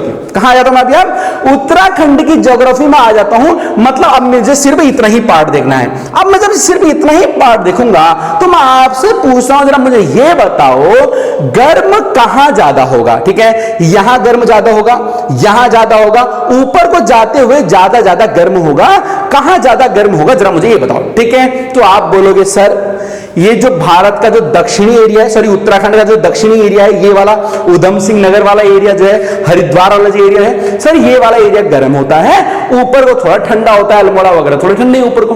ठीक है, यही बोलोगे, बहुत सिंपल। ठीक है, तो यही बात सच है, यानी कि उत्तराखंड की जलवायु को हम अपने दृष्टिकोण से फिर से विभाजित कर सकते हैं, ध्यान रखना। तो अब मेरी बात सुन लो, तो उत्तराखंड में सबसे ज्यादा गर्म कहां होगा? ये वाला एरिया जो तराई का एरिया है, ये सबसे ज्यादा गर्म होने वाला है। और जो सबसे ज्यादा गर्म होता है उसे मैं क्या बोलता हूं भैया? उसे बोलते हैं उष्ण कटिबंधीय एरिया। ठीक है, उसे बोलते हो। इस लाइन को अगर मैं थोड़ा और आगे इस तरह से बढ़ा दो अपने समझने के लिए, इस तरह से, ताकि मुझे ये क्लियर हो जाए। एक लाइन ये, एक लाइन ये वाली, ठीक है ना? एक लाइन ये होगा, एक लाइन ये होगा, इस तरह से। तो ये वाला जो एरिया है थोड़ा यूपी में ही चला गया, इधर वाला एरिया थोड़ा उत्तराखंड में। ठीक है, तो ये वाला एरिया कैसा हो गया मेरा? ये उष्ण कटिबंधीय मेरा एरिया, कटिबंधीय, उष्ण कटिबंधीय एरिया मेरा ये वाला हो गया। क्लियर हो गया? उष्ण कटिबंधीय जो एरिया होता है वो एरिया कैसा होता है भैया? उष्ण कटिबंधीय एरिया कैसा होता है? जाहिर सी बात है, उष्ण कटिबंधीय एरिया होता है गर्म। उष्ण कटिबंधीय एरिया कैसा होता है? उष्ण कटिबंधीय एरिया गर्म होता है। इसका मतलब इस एरिया में ज्यादा गर्मी है।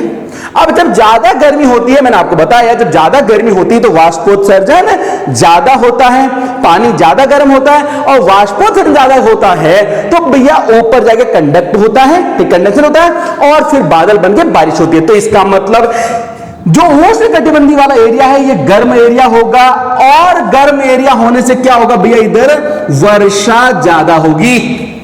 इधर क्या होगा? यहां पे तराई में वर्षा ज्यादा होगी, मैंने बताया। ठीक है, वर्षा ज्यादा होगी का मतलब कितनी वर्षा होती है? ठीक है, ध्यान रखना, लगभग 200 सेंटीमीटर के आसपास इधर वर्षा होती है। कितना बोला मैंने यहाँ पे? 200। ठीक है, 150 से 200 होती है, वैसे 150 से 200 सेंटीमीटर के आसपास इधर वर्षा होती है। अब मेरी बात सुन लो, इसका मतलब वर्षा ज्यादा हो रही है, वर्षा ज्यादा हो रही है। ठीक है, वर्षा ज्यादा हो रही है तो जरा मुझे बताओ, इधर पे वर्षा ज्यादा हो रही है तो मुझे ये बताओ कि इधर पे वृक्ष कैसे होंगे? वृक्ष कैसे होंगे? ठीक है, और भैया पानी ज्यादा मिलता है पेड़ों को तो पेड़ अपनी पत्तियां नहीं गिराते हैं। ठीक है, और जहां वर्षा ज्यादा होती है, जहां पानी ज्यादा होता है, उन पेड़ों की पत्तियां चौड़ी होती हैं। क्यों? क्योंकि जो जहां पे वर्षा कम होती है, जहां पानी कमी होती है, वहां पे पेड़ अपनी पत्तियों को सिकुड़ लेते हैं। ठीक है, अब यहां तो वर्षा ज्यादा हो रही है और चौड़ी पत्तियां हैं और पेड़ भी ज्यादा होंगे, तो ऐसे वनस्पति को, इस तरह की वनस्पति को बोलते हैं सदाबहार वन। क्या बोलते हैं इसको? ऐसी वनस्पति को बोलते हैं सदाबहार वन। इसका मतलब ये जो एरिया है यहां पे वन कैसे होंगे? अगर मैं वनों की बात करूं तो वन कैसे होंगे? यहां पे सदाबहार वन होंगे, यहां पे सदाबहार वन होंगे। ठीक है, मतलब उत्तराखंड यहां पे जगह नहीं है, मतलब इधर लिखते। ठीक है, यहां पे कैसे वन होंगे? यहां पे सदाबहार वन होंगे। अब सदाबहार वनों में कौन से वृक्ष होते हैं भैया? सदाबहार वनों में कौन से वृक्ष होते हैं? तेरा ध्यान रखना। ठीक है, तो सदाबहार वन है तो यहां पे सदाबहार वनों में जो प्रमुख वृक्ष आते हैं उसमें से एक नाम आता है साल और दूसरा आता है सागौन। क्या आता है यहाँ पे? एक नाम यहाँ पे साल आता है और दूसरा नाम यहाँ पे सागौन आता है। क्लियर हो गया? बहुत सिंपल सी बात। अब ध्यान रखना, जब साल सागौन आ रहा है, एक बात ध्यान रखो। ठीक है, जरा मुझे आप एक बात ये बताओ, क्या सिर्फ पानी ज्यादा होने से वनस्पति अच्छी हो जाएगी? क्या पानी ज्यादा होने से पेड़ अच्छे हो जाएंगे? ठीक है, अगर मैं क्या करूं, एक खेत में रेत भर दूं, रेत, ठीक है, और उसको बराबर पानी से भर दूं, क्या धान होएगा?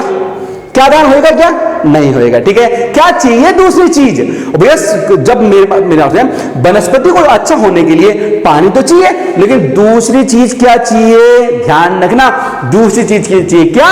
मिट्टी। क्या चाहिए भैया? मिट्टी। ठीक है, तो इधर सदाबहार वन है, तो जाहिर सी बात है मिट्टी कैसी होगी, यहां पे अच्छी मिट्टी होगी। क्लियर हो गया। और ये वाला जो एरिया है उत्तराखंड का, जो ये एरिया है, ये एरिया भैया किस में आता है, ये एरिया आता है तराई में। किस में आता है ये एरिया तराई में आता है। ठीक हो गया। तो तराई में जो ये एरिया आता है, यहां पे पाई जाने वाली मिट्टी को, ठीक है, यहां पे जो मिट्टी पाई जाती है उस मिट्टी को बोलते हैं तराई मृदा। क्या बोलते हैं इसको? तराई मृदा इसे बोला जाता है। मैंने आपको एक बात ये समझा दी है, कोई टेंशन क्या, कोई दिक्कत वाली बात आपको यहां पे नहीं होनी चाहिए। ठीक है। यहां पे मृदा कैसी है, यहां पे इस वाले एरिया में, यानी कि ये जो पूरा एरिया है यहां पे कैसे है, तराई मृदा। ध्यान रखना, एक ही जगह में ये सारी बातें मैं कर रहा हूं। अब आखिर ये जितनी बातें मैंने बताई है ये किस ऊंचाई तक होती है, कितनी हाइट तक, ध्यान रखना ये जो होती है 600 मीटर तक ऐसा होता है। 600 मीटर तक उष्णकटिबंधीय जलवायु होगी, यानी कि इधर कैसा होगा, गर्म होगा। गर्म होगा तो बारिश ज्यादा होगी, बारिश ज्यादा होगी तो वन यहां पे सदाबहार होंगे, सदाबहार वनों में साल सागौन प्रमुख होगा। ठीक हो गया। और मिट्टी कैसी होगी, यहां पे तराई मृदा होगी। क्लियर हो गया। एक ही में सारी बातें मैं आपको यहां पे बता करके चल देता हूं, कोई टेंशन वाली बात नहीं है। ठीक है। अब मेरी बात सुनो, इससे मैं थोड़ा ऊपर बढ़ गया, इससे मैं थोड़ा सा ऊपर बढ़ गया। ठीक है, थोड़ा सा ऊपर, यानी कि मैं यहां से, ये मेरा 600 है, 600 से मैं पहुंचा लगभग 750 तक मैं पहुंच गया। कितना पहुंच गया, यहाँ पे 750 तक पहुंच गया, 750 मीटर तक पहुंच गया, कोई दिक्कत नहीं है। अब मेरी बात सुन लो, जब 750 मीटर पे पहुंचा हूं मैं, तो ज्यादा दूर तो नहीं है ये, लेकिन फिर भी यहां से थोड़ा कम गर्म तो जरूर होगा। ठीक हो गया। तो यहां जलवायु कैसी थी, यहां पे उष्ण कटिबंधीय यहां पे जलवायु थी, तो यहां पे अब थोड़ा ठंडा हो जाएगा। यहां पे क्या हो जाएगा, यहां पे थोड़ा सा ठंडा हो जाएगा। यहां पे उष्ण कटिबंधीय थी तो यहां पे हो जाएगी उपोष्ण कटिबंधीय। कैसी, उप प्लस उपोष्ण। ठीक है। उप का मतलब जहां पे भी उप लग जाता है उसका मतलब थोड़ा कम होता है, जैसे उप प्रधानमंत्री, प्रधानमंत्री से थोड़ा छोटा। ठीक है। उप मुख्यमंत्री, उप ग्राम प्रधान। ठीक है, ग्राम प्रधान से थोड़ा छोटा। ठीक है। तो भैया यहां पे उष्ण के आगे मैं उप लगा दूंगा तो बन जाएगा उपोष्ण। ठीक हो गया। यहां पे क्या है, उपोष्ण कटिबंधीय जलवायु। ठीक हो गया। उपोष्ण कटिबंधीय ये जलवायु रहेगी, मैंने बोला। ठीक है। अब मेरी बात सुन लो, उपोष्ण कटिबंधीय जलवायु है, कैसी जलवायु, यहाँ पे उपोष्ण कटिबंधीय जलवायु है, तो जाहिर सी बात है ज्यादा ठंडा तो है नहीं, गर्मी है, तो औसतन एक गर्म जलवायु है। और गर्म जलवायु है, ठीक है, तो जाहिर सी बात है यहां भी वर्षा लगभग इतनी होने वाली है, इतनी वर्षा होगी। ठीक है। वर्षा इतनी होने वाली है तो इसका मतलब इस एरिया में भी वर्षा कैसी, बोला मैंने यहाँ पे। ठीक है। इस एरिया में भी वर्षा कैसी, वर्षा ज्यादा।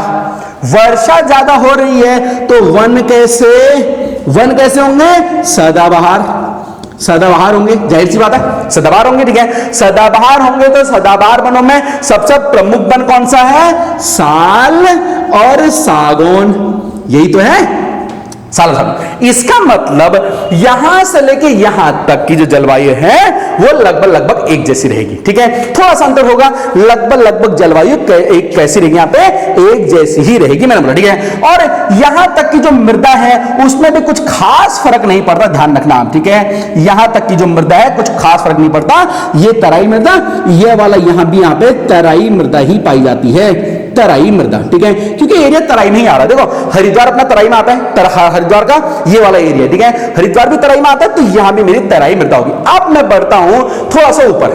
ठीक है। 750 से मैं पहुंचा 900 मीटर पे। कितने मीटर पहुंचा मैं, यहाँ पे लगभग 900 मीटर पे मैं पहुंचा। ठीक हो गया। अब 900 मीटर पे जब मैं पहुंच गया हूं, ठीक है, अब जरा मुझे एक बात ये बताओ, ठीक है, यहां पे गर्म ज्यादा होगा कि नहीं, क्लियर हो गया। यहां पे जितना गर्म यहां तो वहां भी इतना ही होगा क्या, जितना यहां गर्म हो रहा था यहां भी इतना ही गर्म होगा क्या, ऐसा तो नहीं होगा। ठीक है। अब इस वाले एरिया में यहां से थोड़ा ठंडा होगा, लेकिन क्या एकदम चिल्ड हो जाएगा, नहीं, थोड़ा ठंडा। थोड़ा ठंडा का मतलब ये एरिया तो आ गया शीतोष्ण में। किसमें आ गई ये, शीतोष्ण में। लेकिन कैसा शीतोष्ण, गर्म शीतोष्ण। कैसा जितना पे, गर्म शीतोष्ण। ध्यान रखना ये वाला एरिया आता है गर्म शीतोष्ण में। ठीक हो गया। देखो शीतोष्ण का मतलब क्या है, शीत प्लस उष्ण, ठंडा प्लस गर्म। लेकिन गर्म में भी कैसा, थोड़ा ज्यादा गर्म, ठीक है। तो इसलिए इससे लगा हुआ जो एरिया है इसे बोलते हैं क्या, गर्म शीतोष्ण। मैंने इस एरिया को बोल दिया है, कोई टेंशन वाली बात नहीं है। अब ध्यान रखो, गर्म शीतोष्ण का एरिया आ गया, ठीक है, यानी कि थोड़ा ठंडा हो गया है, तो वर्षा अब क्या होगी, घटनी शुरू हो जाएगी। वर्षा थोड़ी कम होगी। अब यहां पे वर्षा जब थोड़ी कम होगी तो क्या होगा भैया, पानी कम होगा। वर्षा जब कम होगी तो पानी कम होगा, और पानी कम होगा तो पेड़ पौधों को पानी मिलेगा क्या प्रॉपर तरीके से, नहीं मिलेगा। अब ध्यान रखना, जहां पे पानी कम होता है वहां पे एक बात ध्यान रखना, देखो पेड़ों की जो पत्तियां होती हैं उनका क्या काम होता है, पेड़ों की पत्तियों से वाष्पोत्सर्जन की क्रिया होती है। क्या होती है यहाँ पे, वाष्पोत्सर्जन क्रिया होती है। जिस पेड़ में जितनी ज्यादा पत्तियां होंगी उस पेड़ में से वाष्पोत्सर्जन उतना ही ज्यादा होगा, यानी कि उस पेड़ में से पानी उतना ही ज्यादा निकलेगा बाहर, ठीक है। अब मेरी बात सुन लो, अब यही क्षेत्र में पानी है नहीं पेड़ों के पास, तो भैया क्या पेड़ चाहेगा कि अपने अंदर जो पानी है उसे बाहर फेंक दे, वाष्पोत्सर्जन दे, नहीं। वाष्पोत्सर्जन कौन कर रहा है, पत्तियां कर रही हैं, तो इसलिए पेड़ क्या करेंगे, अपनी पत्तियां गिरा देंगे। क्लियर हो गया, पेड़ क्या करेंगे, अपनी पत्तियां गिरा देंगे। मैंने आपको ये बता दिया है, ठीक हो गया। तो गर्म जलवायु है, वर्षा ज्यादा है, पेड़ अपनी पत्तियां गिरा देंगे। तो जब पेड़ अपनी पत्तियां गिरा देते हैं, इस प्रकार की वनस्पति को बोलते हैं क्या, पतझड़ वन। क्या बोलते हैं इसको, इसे बोलते हैं, यानी कि ये वाला जो एरिया है गर्म शीतोष्ण वाला एरिया, ठीक है, इसमें वन कैसे होंगे, वनों के ऊपर वन लिख देता हूं। वन कैसे होंगे यहाँ पे, मैंने बोला यहाँ पे पतझड़ वन, कैसे यहाँ पे पतझड़ वन यहाँ पे होंगे। कोई टेंशन वाली बात आपको यहाँ पे नहीं होनी चाहिए, मैंने बोला, ठीक है। अब पतझड़ वनों की जब मैं बात करता हूं तो पतझड़ वनों में कौन से वृक्ष आते हैं भैया, बहुत बढ़िया तरीके से ध्यान रखना। पतझड़ वनों में सबसे मेन आता है सहतूत। क्या आता है भैया, इसमें सहतूत सबसे प्रमुख आता है, ठीक है। और इसमें साल सागौन भी आते हैं, साल और सागौन भी आते हैं। ध्यान रखना, साल सागौन जो वृक्ष हैं वो यहां से यहां तक होते हैं। क्लियर हो गया, यहां तक होते हैं। हालांकि जो यहां वाला साल सागौन होगा उसमें पतझड़ थोड़ा कम होगा, ठीक है, लेकिन यहां वाला जो साल सागौन होगा इसमें पतझड़ थोड़ा सा ज्यादा हो जाएगा, मतलब गर्मियों में ये अपने पत्ते छोड़ देगा। मैंने आपको बोला, क्लियर हो गया, कोई टेंशन वाली बात नहीं है। अब ध्यान रखना, देखो थोड़ा गर्म वाला एरिया आ गया, ठीक है, यानी कि तराई से ऊपर वाला एरिया आ गया। कौन सा एरिया आता है तराई से ऊपर, उत्तराखंड में भाबर का एरिया आ गया। कैसा एरिया आ गया, ये भाबर का एरिया आ गया है, ठीक है। तो भाबर का एरिया आ गया है, तो यहां पे जो मिट्टी होती है उस मिट्टी को बोलते हैं हम क्या, भाबरी मृदा।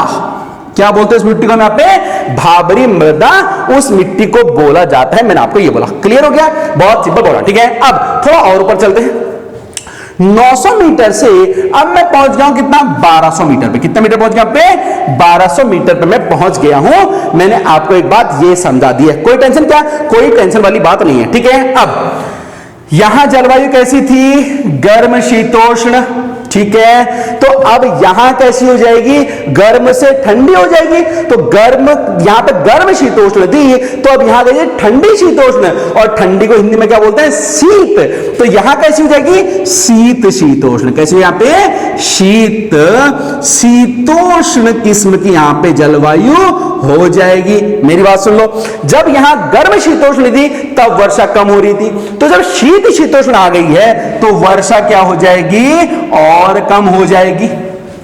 वर्षा क्या हो जाएगी, और कम हो जाएगी। अब वर्षा जब और कम हो जाएगी, बहुत सिंपल, बहुत आसान, ठीक है। वर्षा जब और कम हो जाएगी, ये वाला एरिया जो आता है ये आता है बेटा पर्वत में। किस में आता है ये एरिया, ध्यान रखना, ये एरिया आता है पर्वतीय क्षेत्र में। तो ध्यान रखना, यहां पे जो वन पाए जाते हैं उन वनों को बोलते हैं क्या, पर्वतीय वन। क्या बोलते हैं इनको, पर्वतीय वन बोलते हैं। अब मेरी बात सुन, एक बात बहुत सिंपल है, यहां से पेड़ों ने पत्तियां गिराना शुरू कर दिए हैं, जब यहां पानी कम है तो यहां भी कम होगा, यानी कि पर्वतीय वनों की एक विशेषता होगी पतझड़ वन, ठीक है। यानी कि जो पर्वतीय वन होंगे इनमें भी पतझड़ होगा, इसके ऊपर जो होंगे उनमें भी पतझड़ होगा। क्लियर हो गया, बहुत सिंपल, ठीक है। तो तो ये है पर्वतीय वनों वाला एरिया, मैंने आपको ये बता दिया है, कोई टेंशन नहीं। अब ध्यान रखना, ये जो पर्वतीय वनों वाला एरिया है, भाबर के ऊपर क्या आता है भैया अपना इधर, भाबर के ऊपर कौन सा एरिया आता है, भाबर के ऊपर आता है शिवालिक। क्या आता है मेरे यहां पे, शिवालिक वाला ये एरिया आता है। इसका मतलब पर्वतीय वन कहां पाए जाते हैं, शिवालिक वाले एरिया में ये पाए जाते हैं, मैंने ये बोला। ठीक है, चलो मैं इसको यहां नहीं लिखता हूं, ठीक हो गया, मैं इसे दरअसल लिख के चलता हूं। ठीक है, पर्वतीय वन कहां पे होंगे, शिवालिक वाले एरिया में। तो ये एरिया मेरा हो गया कौन सा पे, मैं इसको कहां पे लिखूं, इधर मैं मृदा लिख रहा हूं, चलो मैं इसको इधर लिख देता हूं। ठीक हो गया, ये वाला इधर है मेरा तराई, इधर है मेरा तराई। ठीक है, ये भी मेरा इधर तराई नहीं आ रहा है, इधर मेरा ये तराई में आ रहा है, चलिए कोई बात नहीं है, इधर मेरा तराई, ये तराई। ठीक है, तराई के ऊपर मेरा इधर वाला एरिया, ठीक है, तराई तराई, ये कौन सा हो गया, भाबर, ये मेरा आ गया भाबर का एरिया। ठीक है, भाबर के ऊपर ये कौन सा आ गया, शिवालिक का एरिया, कौन सा आ गया मेरा ये, शिवालिक का एरिया, समझ के चलता है। ठीक हो गया, तो यानी कि ये वाला एरिया किस में आ गया मेरा, ये शिवालिक में आ गया। अब ध्यान रखना, पर्वतीय वन है यहाँ पे, पर्वतीय वनों में प्रमुख वृक्ष कौन कौन से होते हैं, तो ध्यान रखना, पर्वतीय वनों में जो मेन वृक्ष होते हैं, मेन जो वृक्ष होते हैं, यहां वृक्ष कौन से थे, सहतूत, साल, सागौन। यहां वृक्ष कौन से, देखो एक ही नक्शे में सारा पढ़ा के चल रहा हूं, ध्यान रखना, मतलब वृक्ष हो गया, उत्तराखंड की वनस्पति हो गई, उत्तराखंड के यहां पे वन हो गए, उत्तराखंड की जलवायु हो गई, उत्तराखंड की वर्षा हो गई, उत्तराखंड की मिट्टी हो गई, सारा एक ही नक्शे में, इसलिए थोड़ा सा टाइम ज्यादा लेके पढ़ा रहा हूं। ठीक हो गया, ध्यान रखना। तो यहां पे वृक्ष कैसे होंगे, वृक्ष ध्यान रखना, पर्वतीय वनों में वृक्ष होते हैं चीड़ और बुरांश, ये यहां पे प्रमुख वृक्ष होते हैं। कौन कौन से बोला मैंने यहाँ पे, चीड़ और बुरांश मैंने आपको बोलते। ठीक है, अब ध्यान रखना, पर्वतीय वाला एरिया है, शिवालिक वाला एरिया, मिट्टी कैसी होगी, यहां पे जो मिट्टी पाई जाती है उसको हम बोलते हैं पर्वतीय मृदा। क्या बोलते हैं उसे, पर्वतीय मृदा उसे बोला जाता है। इस वाले एरिया में जो मृदा पाई जाती है, मैंने आपको एक बात ये बता दी है, क्लियर हो गया। अब मैं 1200 से थोड़ा सा और ऊपर बढ़ गया, मैं क्या बढ़ गया यहाँ पे, 1200 से मैं थोड़ा सा और ऊपर बढ़ जाता हूं, कहां पहुंच गया भैया, मैं पहुंच गया 1800 में। कहां पहुंच गया मैं यहाँ पे, 1800 में। देखो इसके नीचे वाली लाइन के नीचे नहीं लिखा मैंने, यहां लिखा है मैंने, ठीक है, क्यों नहीं लिखा है जरा बताता हूं। अभी मैं बात करता हूं यहाँ पे, कहां, यहां पे बात करता हूं 1800 पे। ठीक हो गया, तो ये 1800 ये वाला जो एरिया है, ठीक है, ये शिवालिक का एरिया हो गया। शिवालिक से ऊपर की अगर मैं बात करता हूं, ये एरिया आता है तुम्हारा किसमें, लघु हिमालय वाले एरिया में। किसमें आता है ये, लघु हिमालय में आता है, हम जानते हैं, क्लियर हो गया। ठीक है, मध्य हिमालय बोल दो, लघु हिमालय बोल दो, बात एक ही है। ठीक है, लघु हिमालय या फिर इसी का बोलते हैं वहां पे मध्य हिमालय से बुलाता है, कोई टेंशन नहीं है, बहुत सिंपल, क्लियर हो गया। अब ध्यान रखना, तो ये जो लघु हिमालय, जब मेरी बात सुन लो, यहां पर कैसा एरिया था, शीत, यहां कैसे एरिया पे गर्म शीतोष्ण था, यहां पे कैसे, यहां पे शीत शीतोष्ण वाला एरिया है, मैंने बोला। ठीक है, तो यहां पे क्या हो जाएगा, और शीत हो जाएगा, यहां पे क्या, यहां पे और ठंडा यहां पे हो जाएगा। और जो और ठंडा एरिया होता है उसे उत्तराखंड की जलवायु में अल्पाइन, क्या बोलते हैं बोला मैंने यहाँ पे, इसे उत्तराखंड जलवायु में, उत्तराखंड में अल्पाइन प्रकार की जलवायु कहा जाता है। क्लियर हो गया, क्या बोलते हैं यहाँ पे, अल्पाइन, अल्पाइन। देखो सबकी जलवायु ध्यान रखना, गर्म शीतोष्ण जलवायु, उष्ण कटिबंधीय जलवायु, शीत शीतोष्ण जलवायु, यहां क्या होगा पे, अल्पाइन जलवायु। लो भैया, क्लियर हो गया, अल्पाइन जलवायु। अब जब यहां वर्षा कम थी तो यहां वर्षा और कम होगी, बहुत सिंपल, यहां वर्षा कैसी होगी, यहां वर्षा और कम हो जाएगी, क्लियर हो गया। अब ध्यान रखना, जब अल्पाइन प्रकार की जलवायु है, जलवायु कैसी यहां पे, अल्पाइन प्रकार की जलवायु है, तो यहां पे वन कैसे होंगे, वन कैसे होंगे, तो भैया अल्पाइन प्रकार की जलवायु है, तो इस एरिया में जो वन पाए जाते हैं उन्हें अल्पाइन वनस्पति ही कहा जाता है। क्या बोलते हैं उसको यहां पे, अल्पाइन वन बोलते हैं, ध्यान रखना, अल्पाइन, अल्पाइन वन इसे बोलते हैं। ठीक हो गया। अब अल्पाइन जो वन होते हैं उसमें कौन से वृक्ष आते हैं, प्रमुख रूप से ध्यान रख लेना, क्लियर गया। अल्पाइन वनों में प्रमुख रूप से वृक्ष आते हैं आपके देवदार, इसमें आपका होता है देवदार, दूसरा स्प्रूस, ठीक हो गया, मैंने यहां पे बोला आप क्या, देवदार, स्प्रूस, और एक होता है आप क्या, ब्लू पाइन, ब्लू पाइन, ये 3 प्रकार की वनस्पति जो होती है वो अल्पाइन वनों में पाई जाती है। अब ध्यान रखना, जो ये अल्पाइन वन वाला एरिया है, यहां पे जो मिट्टी पाई जाती है, इस मिट्टी को भी इसी वनस्पति के नाम पे हम बोलते हैं अल्पाइन मृदा। क्या बोलते हैं इसे? अल्पाइन मृदा इसे बोला जाता है। मैंने आपको ये बोल दिया, क्लियर हो गया? अब ध्यान रखना, अभी मैं इस वाले पट्टी को छोड़ रहा हूं, मैं चला गया इसके ऊपर 1800 से मैं यहां पे पहुंच गया, यहां पे 1800 पे। क्लियर हो गया? बहुत सिंपल, बहुत आसान सी बात, ठीक है। चलिए अब ध्यान रखना, मैं क्या करता हूं, एक पट्टी और खींच लेता हूं, ठीक है। चलिए हाँ, मैंने यहां खींच लेके, कोई इशू नहीं है। जरा मैं इस 1800 को थोड़ा सा मैं इससे ऊपर बढ़ा देना चाहूंगा। जरा सा मैं इसको 1 मिनट ये काम करता हूं, ठीक है, आपके ज्यादा बेहतर समझने के दृष्टिकोण से, ताकि मुझे एक और लाइन ना खींचनी पड़े। इससे मैं थोड़ा ऊपर बनाता हूं कुछ इस तरह से, ठीक है। इस वाली लाइन को मैं थोड़ा ऊपर बना दिया। क्लियर हो गया? ठीक है। 1200 से, अब ध्यान रखना, 1200 से मैं इसे लिख देता हूं 1800। एक मैंने ये 1800 लिख दिया, ठीक हो गया। और इसके ऊपर मैं पहुंच गया यहां पे, ये है मेरा 4200 मीटर। कितने मीटर पे? 4200 मीटर। अब ज्यादा ये ठीक हो गया। अब ध्यान रखना, अभी मैं इस पट्टी की बात को जरा छोड़ रहा हूं, मैं इस पट्टी पे आता हूं, ठीक हो गया। ये जो 4200 मीटर है, क्या आपको ध्यान है, मैंने 4200 मीटर पे आपको एक बात हमेशा बताई होगी, वो क्या? 4200 मीटर पे एक काल्पनिक रेखा होती है। 4200 मीटर पे एक काल्पनिक रेखा होती है, जिस रेखा को हम बोलते हैं क्या? हिम रेखा। क्या बोलते हैं इस रेखा को? इस रेखा को हिम रेखा बोला जाता है। यहां पे जो रेखा होती है उसे बोलते हैं हम हिम रेखा। क्या होती है हिम रेखा? क्या होती है हिम रेखा? ध्यान रखना, जो पहाड़ होते हैं, इस तरह के पहाड़ कोई ऊंचे कोई नीचे होते हैं, ठीक है। तो 4200 मीटर पे होती है एक काल्पनिक रेखा, जिसे हम बोलते हैं क्या? हिम रेखा या फिर स्नो लाइन, बर्फ रेखा। क्लियर? क्या होता क्या है, ऊपर से जो बारिश होती है, ये 4200 मीटर से ऊपर जो बारिश होती है वो बर्फ के रूप में होती है, ठीक है, वो बर्फ के रूप में होती है। और 4200 मीटर से नीचे जो बारिश होती है, ये बारिश जल बूंदों के रूप में होती है। क्लियर हो गया? बहुत सिंपल, ठीक है। इसका मतलब इस 4200 मीटर से ऊपर की जो जलवायु होगी, ठीक है, वो ऊपर यहां मिट्टी होगी क्या? नहीं, क्योंकि 4200 से ऊपर कौन से काल्पनिक रेखा, कौन सी? हिम रेखा। तो इसका मतलब यहां पे बर्फ ही बर्फ होगी, ठीक हो गया। तो इस प्रकार की जलवायु को उत्तराखंड में बोलते हैं हिमानी जलवायु। क्या बोलते हैं इसको? हिमानी जलवायु इसे बोला था, ठीक है। मैंने तुमसे कहा था ये जो हमारा एरिया है, मतलब जहां पे बारिश हो रही है, ठीक है, नीचे को बारिश ज्यादा, मतलब नीचे को जल बूंदों के रूप में, ऊपर को बर्फ के रूप में, ठीक है। और जो ये ऊपर को पहाड़ों के ऊपर बर्फ जम जाती है, पहाड़ों के ऊपर बर्फ बन गई, इसी को ही मैं बोलता हूं कि यहां पे ग्लेशियर। इसी को क्या बोलता हूं मैं? ग्लेशियर, मैंने बताया था। और ये जब ग्लेशियर पिघल के नीचे आता है, ग्लेशियर पिघल के नीचे आया और यहां पे इसे कोई मिल गया गड्ढा, इसे गड्ढा मिल गया, ये ग्लेशियर का पानी इस गड्ढे में चला गया, ठीक है। तो ये जो गड्ढे में पानी इकट्ठा हुआ, इसी को मैं बोलता हूं झील। ये मेरा हो गया ग्लेशियर, इसी को मैं बोलता हूं झील। और ये झील में जब पानी ज्यादा भर जाएगा, और भैया झील में पानी ज्यादा भर गया, तो यहीं से निकल जाएगी एक नदी, ठीक है। तो मतलब क्या होगा? झील में पानी ज्यादा निकल गया तो हो गई क्या? बन गई यहां पे नदी, ठीक है। अब मेरी बात सुन लो, अगर ग्लेशियर पिघला और इसे गड्ढा नहीं मिला, ग्लेशियर पिघला यहां से, इसे गड्ढा नहीं मिला, तो भैया सीधे आ जाएगी क्या? नदी।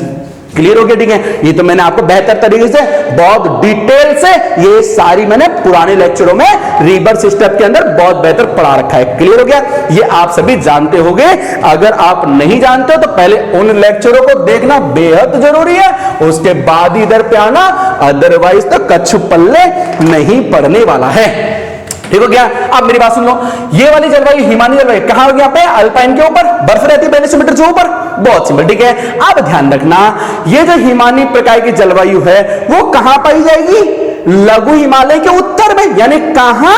महान हिमालय में या फिर ग्रेट हिमालय में। क्लियर हो गया? तो यहां कौन सा एरिया हो गया ये मेरा, ये महान, ठीक है, महान हिमालय या फिर इसे मैं यहां पे ग्रेट हिमालय बोलता हूं। और भी बहुत सारे नाम मैंने बताए थे, इसी को आंतरिक हिमालय भी बोला जाता है। ध्यान रखना, सबसे कम वर्षा वाला एरिया, सबसे ज्यादा वर्षा वाला इधर हिमालय हिसाब से मैंने आपको बताया था। क्लियर हो गया? अब ध्यान रखना, हिमालय प्रकार की जलवायु है, तो क्या यहां पे वन पाए जाएंगे? मुझे नहीं लगता। ठीक है, यहां पे वन होंगे क्या? यहां पे वन तो यहां पे कुछ होंगे नहीं, बहुत सिंपल, बहुत सारे। ठीक हो गया? यहां पे वन तो यहां पे होंगे नहीं, मैंने आपको बोला। ठीक है, ध्यान रखना। अब जब यहां पे वन नहीं है, ठीक है, तो यहां पे जो यहां पे मिट्टी पाई जाती है, उस मिट्टी को बोलते हैं पर्वतीय एरिया है। उत्तराखंड एक पर्वतीय राज्य है, तो जहां पे, ठीक है, पर्वतीय एरिया उत्तराखंड, पूरा उत्तराखंड एक पर्वतीय राज्य है। तो ध्यान रखना, यहां पे जो मिट्टी पाई जाती है, उस मिट्टी को बोलते हैं पर्वतीय, उसे बोलते हैं क्या? पर्वतीय छिछली मृदा। क्या बोलते हैं इसको? पर्वतीय छिछली मृदा इसे बोलते हैं। क्लियर हो गया? देखो, छिछला का मतलब क्या होता है? कम गहराई। ठीक है, छिछला का मतलब है कम गहराई। ठीक है, अगर आपको याद हो, मैंने आपको कभी बताया होगा कि हम बोलते हैं छिछला तट, मतलब जैसे, मेरी बात सुन लो, जैसे छिछला क्या होता है? जैसे ये वाला एरिया मेरा भारत का दक्षिणी एरिया है, ठीक है, भारत का दक्षिणी एरिया, यहां पे क्या है? अरब सागर है। ठीक है, यहां पे अरब सागर है। अब ये जो यहां पे एरिया है, अगर यहां पे मैं बोल दूं यहां पे बंबई, ये वाला एरिया यहां पे क्या है? बंबई है। अगर मैं बंबई से अरब सागर में घुसूंगा, अगर मैं पैर ऐसे पैर रखूंगा, तो इसका मतलब ये तो नहीं कि मैं भक्कम से डूब जाऊंगा, इसका मतलब ये नहीं है। ठीक है, तो क्या होगा? पहले पानी थोड़ा कम होगा, फिर पानी जो ये समुद्र है इसकी गहराई बढ़ती जाती है। तो ध्यान रखना, जहां पे जो कम गहराई वाला एरिया होता है, इसे बोलते हैं छिछला। ठीक है, इसे क्या बोलते हैं? छिछला समुद्र इसे बोलते हैं। क्लियर? क्या? तो यहां पे छिछला बोलने का मतलब क्या है? क्या यहां पे छिछला समुद्र है? नहीं, मतलब छिछला मतलब कम गहराई, मतलब जहां पे मिट्टी अधिक गहराई में नहीं है, पथरीला एरिया है, नीचे है। ठीक है, मिट्टी खाली ऊपरी भाग में है जिसके ऊपर बर्फ जमी हुई। ठीक है, तो पर्वतीय छिछली मृदा इसे बोला जाता है। मैंने आपको बोला। ठीक है, वर्षा की बात कर दूंगा तो वर्षा तो यहां कभी होगी नहीं। यहां पे जो वर्षा होती है वो कैसे होती है भैया? बर्फ के रूप में होती है, मैंने आपको बताया। यहां पे जो वर्षा होती है वो कैसी होती है? यहां पे बर्फ के रूप में वर्षा यहां पे होती है। मैंने आपको एक बात ये समझा दी है। क्लियर हो गया? अब ध्यान रखना, लघु हिमालय के उत्तर में, लघु हिमालय के उत्तर में, महान हिमालय के दक्षिण में, लघु हिमालय के उत्तर में और महान हिमालय के दक्षिण में, देखो यहां पे तो अच्छी खासी जलवायु ठीक ठाक है, यहां पे बिल्कुल नहीं है। अब ईस्ट वाले एरिया में क्या होता है? ईस्ट वाले एरिया में मैं यहां पर आता हूं, ईस्ट वाले एरिया में क्या होता है? यहां पे भी बर्फ तो होगी, जाहिर सी बात है, 42 मीटर द्रा से नीचे है तो बर्फ तो यहां पे भी होगी, लेकिन इसके अपेक्षा यहां पे गर्म थोड़ा ज्यादा होगा। तो इसलिए यहां पे क्या होता है? गर्मियों में बर्फ पिघल जाती है। ठीक है, ये वाला जो ढलान वाला एरिया है, ये वाला जो एरिया है, इस वाले एरिया में गर्मियों में बर्फ जो होती है वो पिघल जाती है। और जब गर्मियों में बर्फ पिघल जाती है तो इस एरिया में छोटी छोटी छोटी घास निकल आती है। ठीक है, ये जो ढलान वाले, जो पर्वतीय एरिया, ढाल वाला एरिया होता है, इस ढाल वाले एरिया में, ठीक है, जब बर्फ पिघल जाती है तो छोटी छोटी छोटी घास निकल आती है और इधर एरिया में छोटी छोटी घास के मैदानों का निर्माण हो जाता है। क्लियर हो गया? जिन्हें उत्तराखंड में बुग्याल कहा जाता है। क्या बोलते हैं यहाँ पे? जिन्हें उत्तराखंड में बुग्याल कहा जाता है और इन्हीं को ही पयार भी बोलते हैं। क्या बोलते हैं इसे? यहाँ पे इसे को यहाँ पे पयार भी बोला जाता है। मैंने ये बोला। तो इस वाले एरिया को हम क्या बोलते हैं? यहाँ पे बुग्याल और पयार बोलते हैं। क्लियर हो गया? बहुत सिंपल। ध्यान रखना, ये जो बुग्याल है इनको मैं बाद में आपको बहुत डिटेल से पढ़ा करके चलूंगा कि आखिर क्यों बुग्याल बन जाते हैं। ठीक है, आखिर क्यों ऐसा हो जाता है कि यहां की जलवायु ज्यादा नहीं बढ़ पाती, यहां की बनस्पति ज्यादा ऊपर नहीं बढ़ पाती। ठीक है, हालांकि एक कॉन्सेप्ट तो इसका ये भी है, लेकिन इसके पीछे के और भी इसमें रीजन होते हैं। बुग्यालों में आपको मैं जरूर पढ़ाऊंगा। अभी मैं आपको यहाँ पे क्या पढ़ा रहा हूं? उत्तराखंड की जलवायु में आपको यहाँ पे अभी समझा रहा हूं, मैंने ये बोला। क्लियर हो गया? बहुत सिंपल। अब ध्यान देना, ये वाला जो एरिया होता है बुग्यालों का, छोटे छोटे घास की मैदानों का एरिया होता है। ठीक है, छोटी छोटी जो घास हो जाती है वो घास चारे के रूप में काम आती है। ठीक है, जानवरों के चारे के रूप में काम आती है। इसलिए जो लोग होते हैं, देखो यहां पे तो क्या है, देवदार वगैरह है, वृक्ष हैं। ठीक है। तो जो यहाँ के जो लोग होते हैं वो क्या करते हैं, इधर को चले जाते हैं, क्योंकि इधर चारा जो घास होती है वो अच्छी खासी मिल जाती है उनको, ठीक है, तो इधर चले जाते हैं। यानी कि ये जो चारे युक्त घास होती है, इस प्रकार की वनस्पति को, इस प्रकार के वनों को उत्तराखंड में बोलते हैं क्या, चारावाह वन। क्या बोलते हैं इसे, चारावाह वन इसे बोला जाता है। क्लियर हो गया। और ये वाला जो एरिया है, छोटी छोटी घास के मैदान यहां पे हो जाते हैं, ठीक है। इसलिए दक्षिण के जो लोग होते हैं गर्मियों में क्या करते हैं, इधर चले जाते हैं, ठीक है। भेड़ पालन इधर बहुत अच्छा होता है, ठीक है। भेड़ पालन लोग इधर, भेड़ पालन इधर बहुत ज्यादा करते हैं, ठीक है। भेड़ पालन इधर पे होता है, तो ध्यान रखना। तो बहुत सिंपल सी बात है, भेड़ पालन इधर ज्यादा हो रहा है, तो ऊनी उद्योग, ठीक है। धारचूला वाला जो एरिया, पिथौरागढ़ का एरिया, ये वाला एरिया पिथौरागढ़ का एरिया तो है ही, अगर मैं इसे बांट दी तो वही वाला तो एरिया है, ठीक है। तो इस एरिया में ये सब चीजें ज्यादा होती है, मैंने आपको ये बताया। क्लियर हो गया, ठीक है। तो इस लेक्चर में मैंने आपको पढ़ाया उत्तराखंड की जलवायु, तो मैंने पढ़ाई ही, लेकिन साथ साथ में मैंने आपको इसमें क्या क्या पढ़ाया ध्यान रखना। एक तो मैंने बताई इसमें जलवायु, ठीक है, एक ही नक्शे में सारा कुछ, ठीक है। एक मैंने बताया यहां पे जलवायु, दूसरा मैंने इसी में आपको बताया, ठीक है, जरा बताइए, इसी में मैंने आपको बताया यहां पे क्या, वनस्पति, क्या यहां पे वनस्पति मैंने बात करी है, ठीक है। मैंने यहां पे बात करी है वृक्ष की, मैंने यहां पे बात करी है वर्षा की, ठीक है। और यहां मैंने यहां पे बात करी है विभाजन की, मतलब ये किस तरह से ये विभाजन हो रहा है, ये तो मैंने पहले ही बताया, ठीक है। विभाजन की मैंने बात करी है, क्लियर हो गया। और यहीं पे मैंने बात करी किसकी, यहां पे मृदा की। एक बात ध्यान रखना, मृदा को मैंने यहां पे सीधे सीधे लिख दिया है, ठीक है, मतलब ये मृदा, ये मृदा, ये मृदा, ठीक है। अब ध्यान रखना, अगले लेक्चर में इस टॉपिक को मैं थोड़ा सा और खोल के चलूंगा, ठीक है।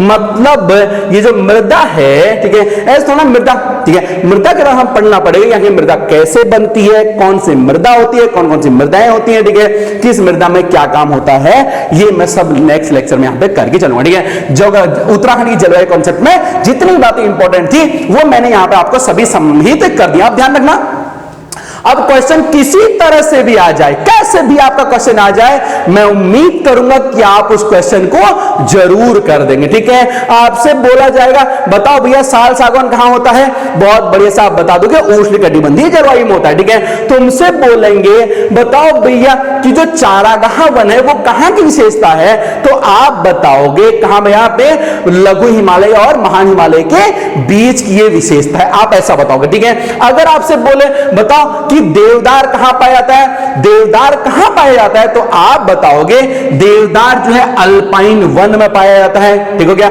अल्पाइन प्रकार की जलवायु पाया जाता है। अब मेरी बात सुन लो, अगर तुमसे कोई बोले बताओ साल कहां पाया जाता है, साल, तो आप बोलोगे साल जो है एक उष्ण कटिबंधीय वाले एरिया पाया जाता है, ठीक है, उष्ण कटिबंधीय गर्म वाले एरिया में उत्तराखंड के तराई पाया जाता है, ठीक है, ऐसे जहां वर्षा ज्यादा होती है वहां पाया जाता है।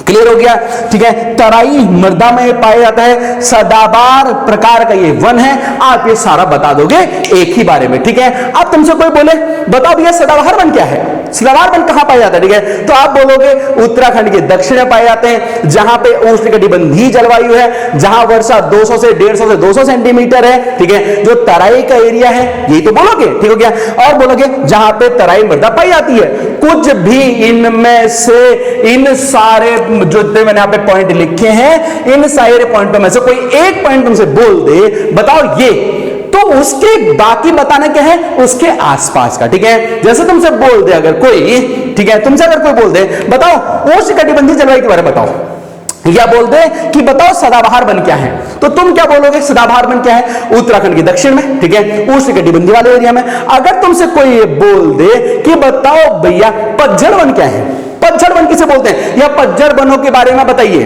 ठीक है, पतझड़ वनों के बारे में समझाइए। या फिर तुमसे बोलते पतझड़ वनों का उत्तराखंड में क्या महत्व है, मेंस में इस तरह से आते हैं, ध्यान रखना प्री मेंस दोनों को कवर करके आपको पढ़ाया जा रहा है, सिंपल सिर्फ, ठीक है, ध्यान रखना सिर्फ ऑब्जेक्टिव के बेस पे नहीं, ठीक है, ये पूरा डिस्क्रिप्टिव के बेस पे भी आपको ये पढ़ाया जा रहा है, ठीक है। तो ध्यान रखना, यहां से अगर तुमसे पेपर में आगे मेंस में, तुम्हारे मेंस में आया कि उत्तराखंड की जलवायु, ठीक है, पेपर में आ गया पे क्या,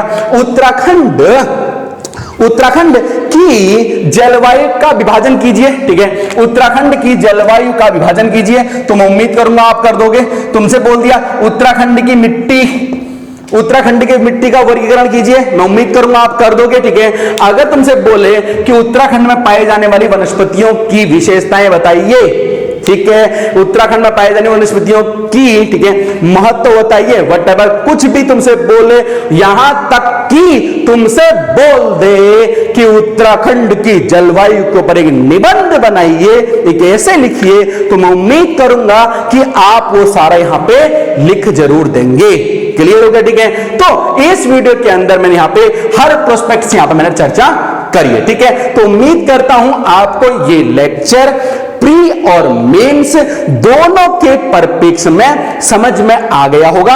अगर आपको कहीं पे कोई डाउट हो तो नीचे कमेंट सेक्शन में आप अपना डाउट जरूर लिख दें, मैं कोशिश करूंगा कि आपके डाउट को मैं सॉर्ट आउट जरूर कर दूं। ठीक है, और अगर आपको ये लेक्चर पसंद आया है तो इसे लाइक कीजिए। ठीक है, और इस चैनल को सब्सक्राइब भी जरूर कर दीजिए, क्योंकि इसी तरह की वीडियो में यहां पे लाता रहता हूं। ठीक है, अगर आपको ये वीडियो ज्यादा पसंद आया है तो इसे शेयर भी जरूर कीजिए, और साइड में जो बेल आइकन है उसे भी प्रेस जरूर कर दीजिए, क्योंकि इसी तरह की वीडियो जब मैं अपलोड करूंगा उसका नोटिफिकेशन फौरन से पहले तुम्हारे पास पहुंच जाएगा। ठीक है, तो इन्हीं सब बातों के साथ में बहुत बहुत शुक्रिया, थैंक यू, धन्यवाद।